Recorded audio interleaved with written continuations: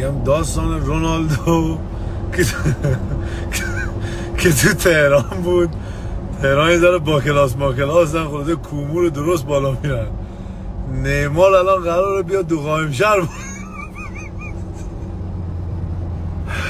نیمار قراره بیاد دو قایم شهر بازی داره. نیمار رو بگین نیاد چون ما خودم مازندرانیم دیگه. یعنی اگه کو رو اینجوری بذاری کو صاف.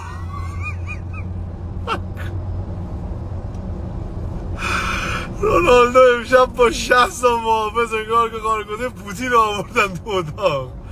الان میگه کارگزار من آوردیم فوتبال بازی کنم، کارگزار یا سران 5+1 برای اوکراین.